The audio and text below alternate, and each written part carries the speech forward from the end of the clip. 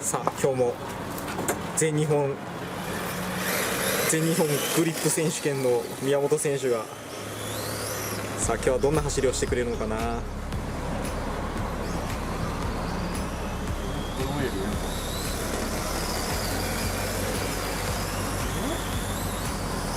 おお、どうですか。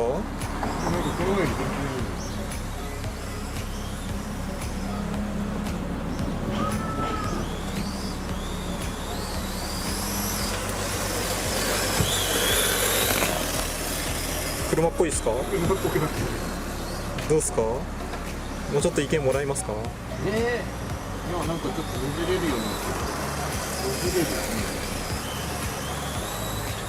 何でしたっけ。インチキ車評論家でしたっけ。いいです。めちゃくちゃいい。ミヤチャンネル。インチキカーなんですか。カーレポート。カーレポーあ、いいですね。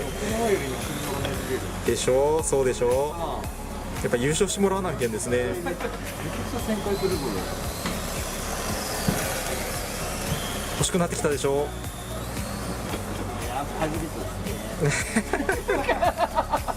そんなこと言ってももう早く返しますよ今日は。どうですか。ちょっとドリフトっぽく走ってみてもらっていいですか。お、いいね。いいよ。ちゃんと走ってもらっていいですか。いいよ。お、いいよ。からのひょこひょこしながらのいいよいいよ。すごいなんかグリップ感がものすごいですね。いいよ。フロントタイヤ浮いてるよ。浮いてますね。いいよ。ほいよ、ほい。ふめふめもっとふめもっとふめガードレールに当たるまでふめ。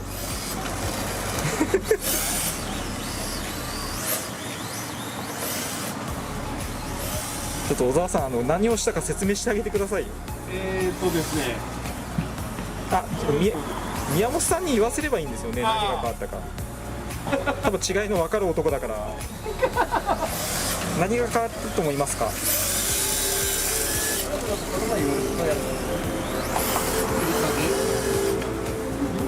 ではないんですか。アンプの吊り下げる。あ、吊り下げです。だけではない。だけではない。それプラスそれをやってきて、ここでも一味、大きいところが一味で、その後にそれに対するアジャス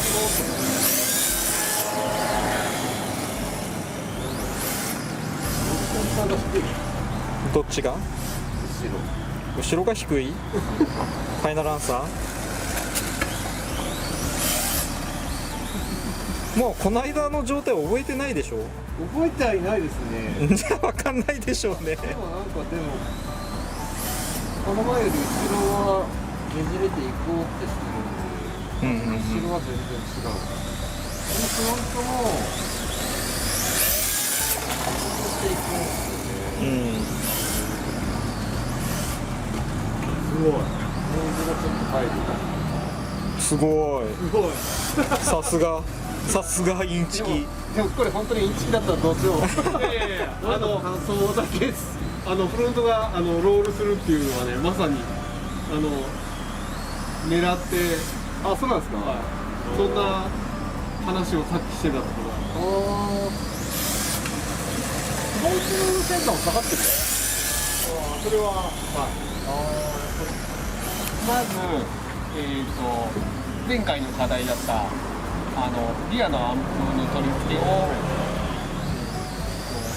パスパワーから吊り上げて、かつ高さを10ミリほど上げたの。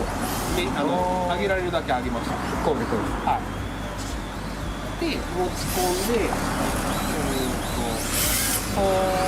変化は十分あったんですけど、それでもまだ動きは出たんですけど、リアのロールセンターがまだ低いっていうことで、サスアームの取り付けを2ミリリア側の中サイ入れて上げまし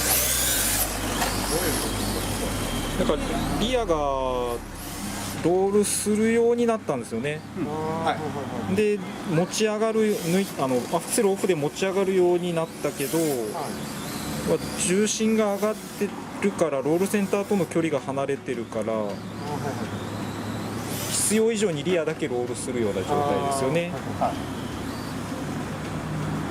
なのでリアのサスブロック、サスブロックを2ミリ前も後ろも上げてもらって、そうすると重心位置は変わらなくて車高も変わらなくてロールセンターだけが上がったんですよ。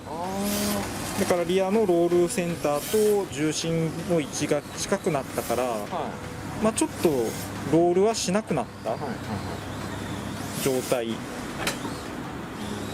に対してフロントのロールセンターがもともと結構高かったんですよね。だから前のロールセンター、フロントはロールセンター高いのに後ろはめっちゃ低くてロールする状態。だから斜め後ろに毎回コーナーであはれってなってるんですよ。前に行きたいんだけどもう後ろ軸でこうねじれるしかなくてっていう状態だったからフロントの車高を下げたんですだよね。車高下げるとロールセンターが下がるでしょ。そうそう。だからまあ一番最初の状態だと後ろ下がり、ロールセンターの前と後ろの軸をつないだ線が後ろ下がりでずっと走ってたから、ブレーキしてもまだ後ろ下がりな状態だったんです。覚えがある。はい。あるでしょ。あります。だからその軸を後ろ上げて前を下げることによって要は水平な状態に近くなる状態の方向に持っていってバランスを取った感じですね。だいぶバランスいいです。いいですよね。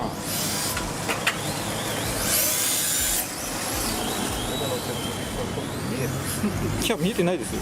見えてないですか。あ、すみません。フロントそんな飛んでないです。もうちょっと飛ばせるはずです。もうちょっと飛ばせるはずです。まだケツ回り込ませてる感じがしますよね。あ、そうそうそうそうそうそう。フロントタイヤを横に使うって言ってたじゃないですか。使ってもらっていいですか。いきなりほらもうダメだ。ピーシャピーです。ピーシャピーです。それじゃあプロドライバーとしてはちょっとあれかな。ねじってないですもん、飛ばす前にフロントを。せっかくフロントねじれるようになったのに、ここでもちゃんと横に使ってねじって飛ばす。あー下手くそ。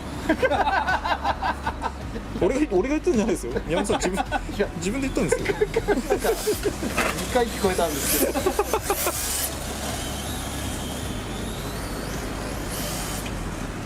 フロントが使えてないな。なんかちょっと感じます。なんかもらってきたでしょ、どっかで都合。早く帰らないかんのですよ今日は。ほらもうアクセルがもう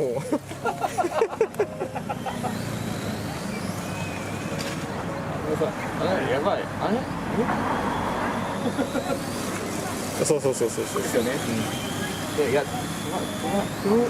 そうそうそうそうそうそうそうそうそうそうそうそうアクセル入れる癖が変についてるからダメです。逆にちゃんと加速させてやって横に遠心力をとどめてふにょふにょな。考えすぎ。ねじってほいです。そうそうそうそう。やばい、考えすぎてる。ほいほいほいですからね。ほいほいほい。そうそうそうそう。ほいほい。あ、ごめんなさい。あ、ですよ。ダメだ。今日これ変えられんですよ宮本さん。いや今日もですね。小沢さんも忙しいんで早く決めてもらっていい。早く決めてもらっていいですかもう。そうそうそうそうそうそう。ダメだ、これ考えたら絶対並んでるわけ。やっぱラジ電で走るった方がいいんじゃないですか。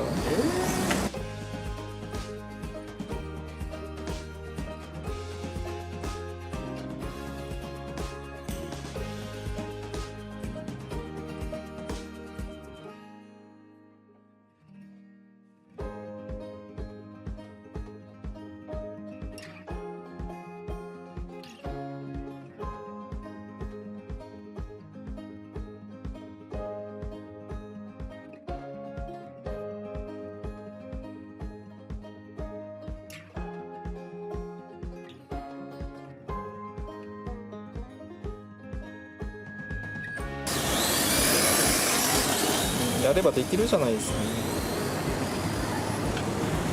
わかりますか、変わったところ。よく見てなかったんで、ぶら下がってるでしょ。ぶら下がってます。これがすごいです。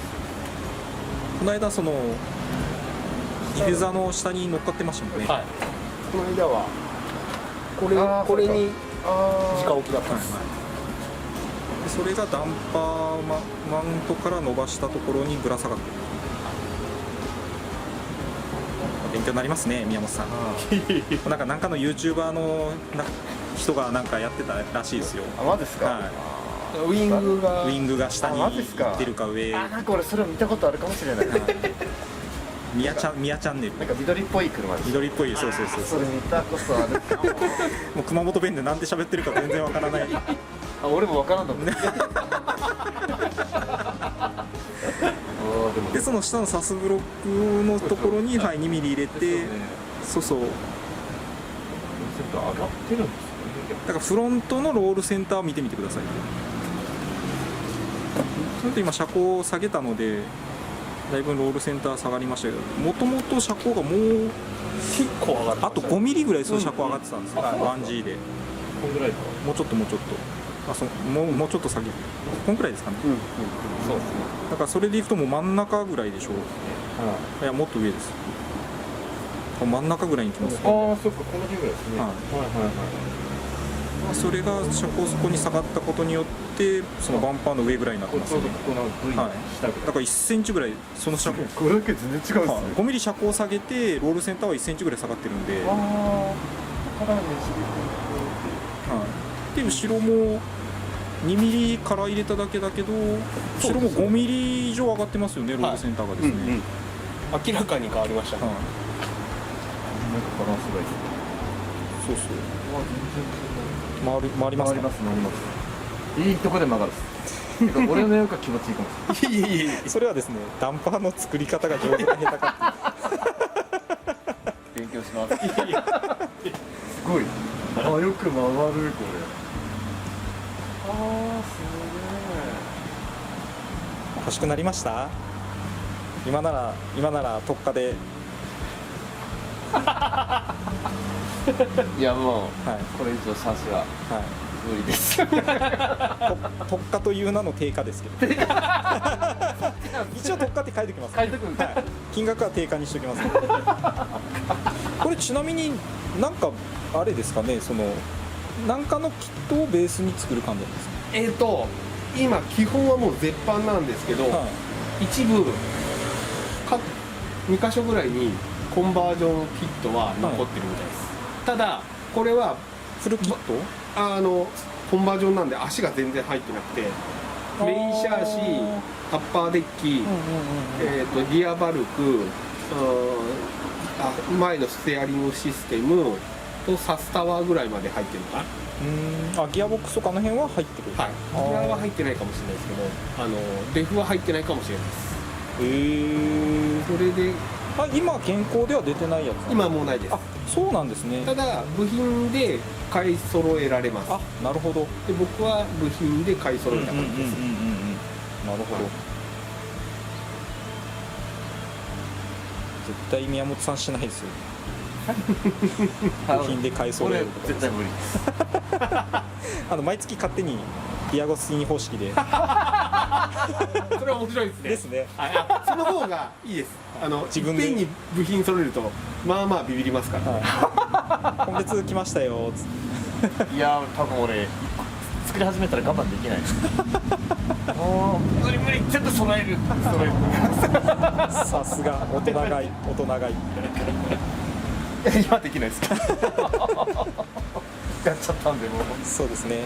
なんか間違ってなんとか給付金が間違って口座に振り込まれたりとかしていればですね。今なんか流行ってますね。流行ってるやつですね。もう絶対多分その先は使わないな。こういう無地だと意外とピントが合いにくいというか。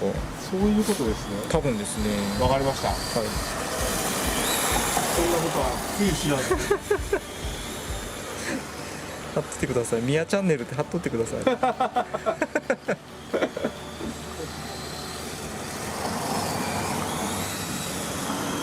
あ、そうですね。やっぱり今みたいなのも後ろに軸がねなってるから余計にああいう姿勢になりやすいですよね。そうか出たら止まらないというか。あそこでやばいと思った時にアクセル抜いてその軸が水平ぐらいになってくれたら、そうか姿勢がこうちょっとねじれ方がなんですかね、後ろ斜めになりすぎない、もうずっと後ろにねじれていっちゃいますよね、後ろ斜め。そうですね、まだそうですよね、はい、確かに。これがその車高じゃなくてロールセンターの前後の軸をつないだ軸のこの傾き加減でそのフィーリングって変わってくると思うので、はい、そこが楽しみですよね。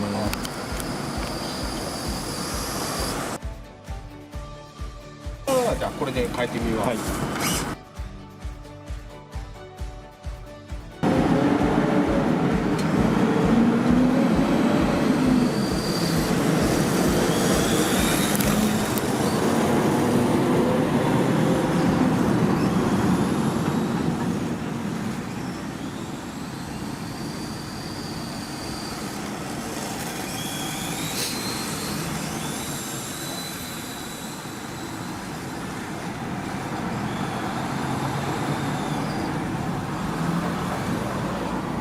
アクセルオフで旋回するようになりましたよね。はどうですか？なんか見た感じ全然違うように見えるんですけど。い、はい、なんだろう、ちゃんと後ろ一本だったのがは前にもちゃんと前も掴むような感い、荷重を回して上げれるようになった感じがしますね。じ。はい、でさっき唐突に「あっ!」っていう時にケツがブリブリっていうのが残るっていうか、さっき今の状態でもハーレーってなってましたもんね。そうあれって言ったのがちょっとグググッとアクセル抜いてやって前に荷重がはい移せてあげるようになって次に持っていけるような感じになってますよね。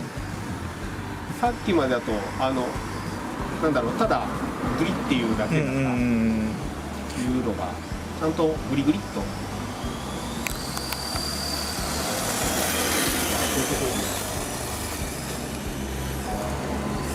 このままいったらハーレーってなっちゃうって思ったところでちょっと前に荷重を残して入ってあげるとはい、ねじれて曲がってくれるような感じにそうですねなりましたよね。簡単に言うと食うようになった感じ四輪使えるように、はい、さっきまではなんかまだつるっていうか簡単に後ろから破綻するというか、ねじれていってそのまんまですね。さっきまでも今の2コーナーっていうんですか、グリグリっていうところが多分ケツが出ておしまいだったぐらいだったと思うんですけど、今ちゃんとグリグリグリっとフロントのタイヤを感じれるような感じですよね。これで今ね本当にエイヤーでやってるだけなんで、ここからここももうそうならなかったですよね、さっき。さっきはあのままあれでいやーんとか言ってそうなんですよ。グリップが楽しいですねこれ宮本さんちょっと喜んでくれるんじゃないですかね。ですね、はい、フロントタイヤの感じれるってこういうことなんですね。はい、スローモーションで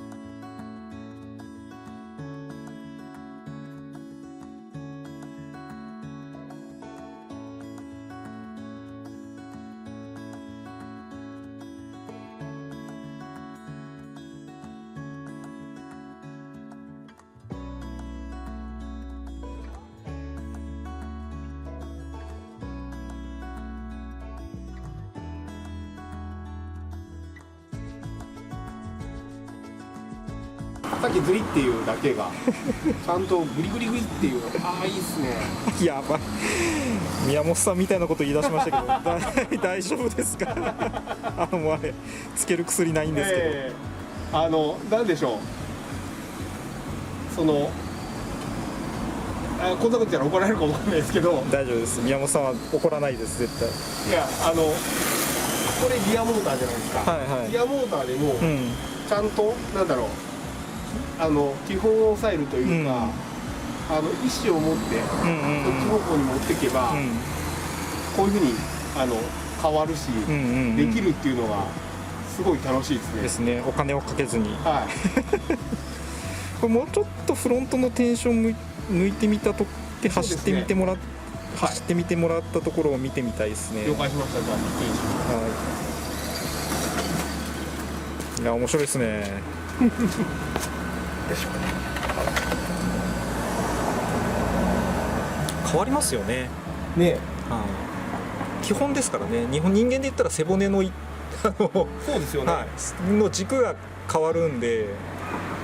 確かにその正直ロールセンターとか言葉が飛び交ってたけど、いまいち何を言ってるのかピンときてなくて、でこの間やらせてもらった時に、実際これだとロールセンターが今こうでこうで、ああロールセンターってそういうことですねっていう。難しく考えなくても、一番楽に動く軸が勝手にできるじゃないですか。そこがロールセンターだったんですよね、単純に。確かにこう言われて動かしてもらうと、あ、ロールセンターそうですよねってです。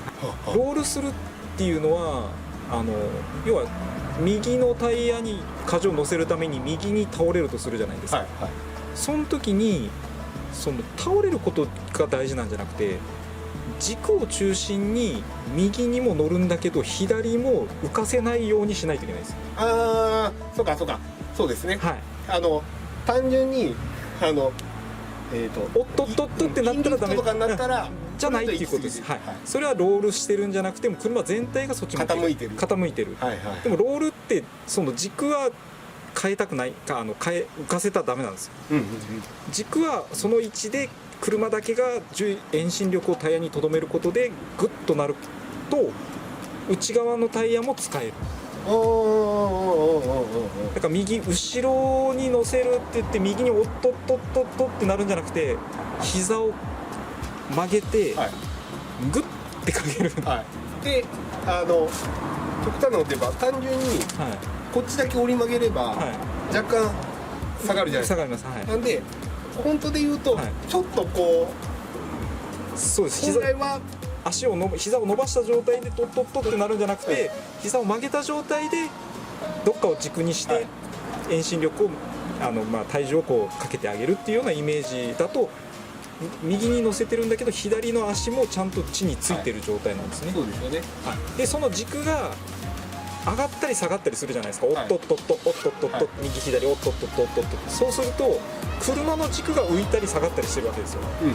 でうち、動画とかで見るとビタッと地面に車が張り付いているように見える人と、さーって行ってたりとか、ドリフト中でもさーって行ってさーって行く人と、ブーンって飛んできてるんだけどビタッて吸い付きながらでビタッ着地させてグーッと進む、あれってロールセンターの軸を浮かせずにロールさせて飛ばしたりとかで、まずそのロールの軸っていうのはどっかに絶対できるんですよね。4つの視点があるアームが右左にあって、真ん中にも4つの視点で固定されてるものがあって、絶対どっかを軸にねじれるので、三角だったらもう動かないんですよ、真ん中が。四角だからどっかのこのバランスで軸がどっかにできるところが一番スムーズに動くんで、自然にやっぱり一番動きやすいところに軸ができちゃうんですよ。そうですよね。そこをロールの軸、ロールセンターって単純に考えれば別に手でワンジンの状態だったらこの辺だよね、でちょっと後ろが浮き上がった時にはアームの位置関係が変わるからこの辺だよねっていうので見ていくと、それの前後のバランスを考えた時にコーナーでもうちょっとこういうねじれ方をしたいなと思った時のバランスがそこでなってるかどうかっていうんですね。目に見えないから難しいですけどね。そうですね。だけど今さっきリアの、ロールセンターを上げてから、はいはいはい。こっからあそこまでああ、1コーナーから3コーナーまでですね。ここの見え方は確実に、はいその前に、はいはいグリグリっと、はいはいはいはい。ちゃんとロールの軸が平行ぐらいの状態で、真横にこそううねじれてる状態ですよね。タイヤが前も後ろのタイヤもいい具合にそうですね。左右使えてる感じ。グリグリっとそうですね路面を掴んでる、はい、そうするとアクセル入れた時にリアタイヤのグリップ感もすごい感じれるんですよね。なので後ろって考えすぎて前をおろそかにしちゃうと逆にグリップがそうですねリアのタイヤにも乗せれない状態になりがちなので、はい、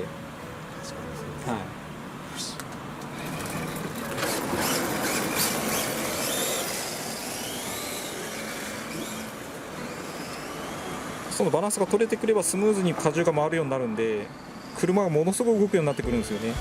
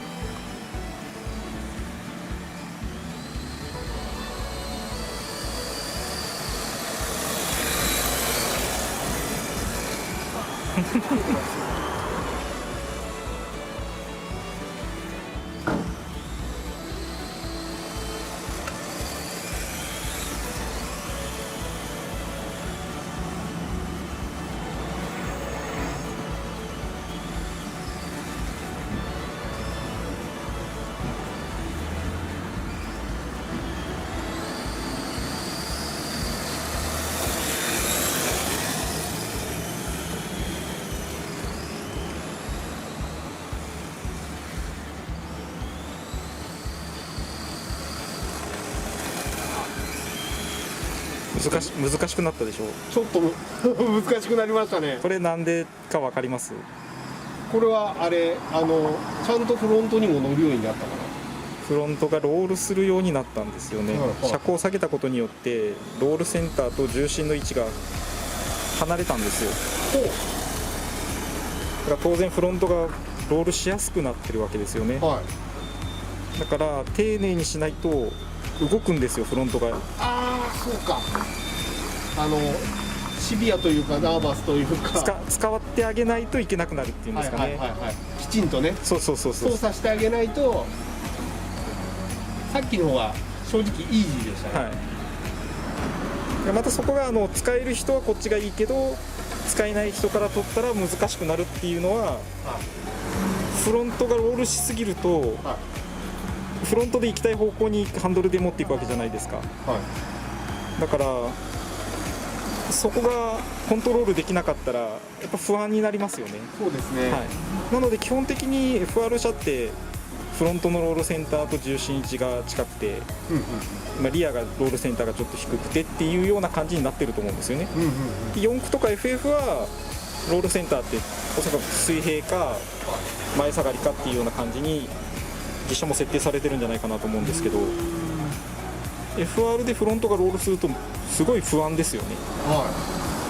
ただそれを使えると車全体をこういうことですよね。そう確かにちょっとなんか板なりに、はいこんな感じってなるとグリグリグリっていうのは、はより一層出るっていうのはそうですね。感覚はなんとなくうまい具合にこうなんか車が持っていけた時ってその後が自然に反対側に戻ってくれるというか、はい車全体が外に持っていけたりとかですね。あ、今のいいですね。はいそうそうですね。これはちゃんと操作をできて初めてですね。そこの使い方を理解して使いこなせるなんか引き出しが増えちゃった感じになってるんですよね。そうですねはい、なので中に何が入ってるか分かんない引き出しが増えたので、中に入ってるか分かんない人からすると難しくなっちゃうんですよね。けどこれで、ん確かに決まるとフロントも外側にグーっていってくれますよね、こういうところ。ドリフトって基本的にそういうシーンが多いじゃないですか。リア流れてる状態なんで。そうですね、なのでその時にフロントタイヤがもう行くところに切れ角の分にしか行かない状態だと、もう届かないと思った時にも届かないしかないんですよ。ただフロントがロールしてくれてそれが使えるようになれば、そこでフロントも横に流していけるっていうんですか、切れ角じゃない分でフロントも外に持っていけるというか、そういうことか。で荷重が回るようになると自然に車も躍動感が出てくるんですけど難しくなる。はいはいはいはい。けど楽しいってことですね。だから足が動くからロールするんじゃなくて、このバランスが良くなると足が硬くてもちゃんと動くっていうことですよね。そういうことですね。はい。ああ、そうだから当然そこにはドライバーのそのはい見えてる感覚とコントロールのできる領域っていうのがないと使えないものがあるんですけど、はい、そうですね。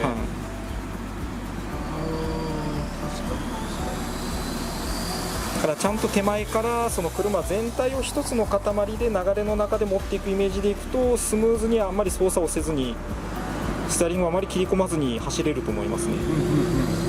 そうそうそう、舵を今みたいに1回作ってあげてコーナーに入る、ここも1回作ってあげないとこうなるんですよ。そういうことですよね。はい、なのでバイクでもコーナーに入る手前って1回逆にちょっと、まあそういう場合操作する時もあります。はい。そういうイメージがないといきなり倒し込んでも、はい、だから流れで持っていくような感じになりますよね、ステアリングじゃなくて。はいはい、そうそうそうそう。でアンダーとオーバーステアのバランスで行くところをコントロールする。抜いたらアンダー、抜いたらオーバー、入れたらアンダー。ああ、そうかそうかそうか。そうそうそう、軸が結局前下がりになると、オーバーステアになるんですよ。はいはい。でアクセル入れて軸が後ろ下がりになるとアンダーステア気味になるんですよ。ってことはコーナーをハンドルじゃなくてその軸のバランスで行くところをコントロールできるということですよね。そういうことか。はい。でもうちょっと内側に入れたいと思えばアクセル抜けば曲がり込むし、外に膨らみたいっていう時はアクセル入れれば入れてあげて後ろ下がりにしてあってアンダー気味にすれば外に広くラインがあるっていうアンダーオーバーでこうまず作ってあげるとハンドル操作いらなくなるじゃないですか。確かに。そうするとそこで何かあった時にハンドルが使える余裕は残ってるんですよ。確かに全部最初からハンドルだと。はい、もうやべえと思った時にもう何もできなくなるんです。確かに。だから車は姿勢で曲げるっていうのはそういうことを宮本先生は言ってたわけですよね。ああ、そういうことですね。はい、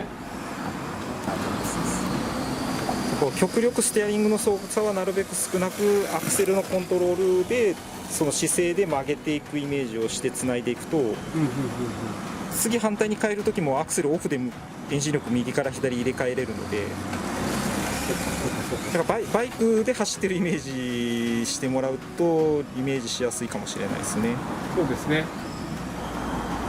そうなんですよ。バイクってそんな感じじゃないですかね。はい。アプローチの時上げて入るやつはいないですから。閉じてブレーキングもしくは、閉じるもしくはさらにブレーキングをしてですからね。確かにその通りなんですよね。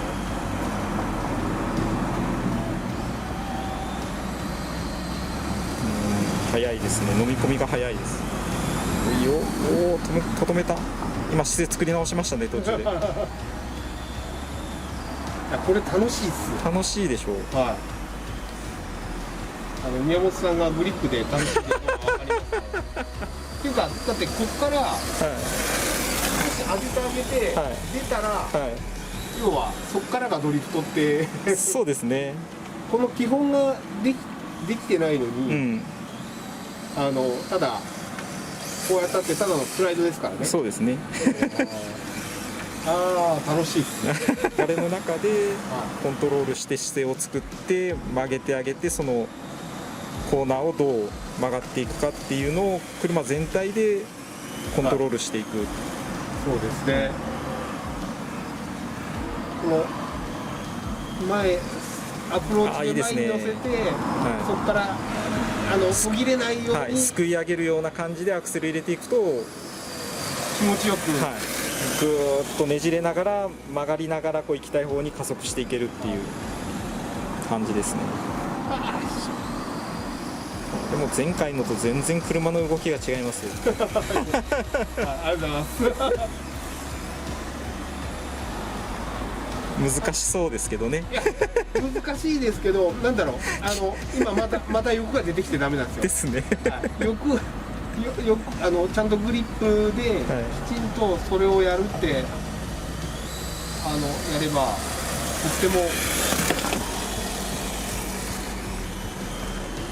3コーナーの先いつもケツが出るんで、前に次の週は処理をしてあげて立ち上がれば、そうですよね。はい、今度ワンテンポ遅れるっていうね。は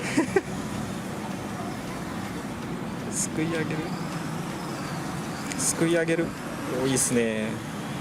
さあ姿勢をかけて旋回させてあげてすくい上げる、いいですね。さあ来ましたよ。あ、やばいやばいやばいって手前のアプローチが、はい、一つのコーナーで考えちゃってるので、そうですね、はい、姿勢を作って踏む、姿勢を作って踏む、 R が変わったら姿勢をもう一回作り直さないといけないので、同じカーブ、同じ方向のカーブでもですね、ここ入って作り直して、もう一回作って立ち上がる。そうそうそうそうそう、押し押し押し惜しいっす。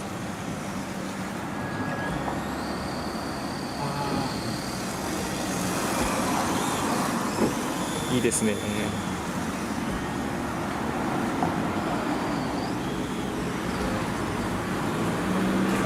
すごい車も綺麗になんか回るようになってきましたね、荷重。ありがとうございます。これは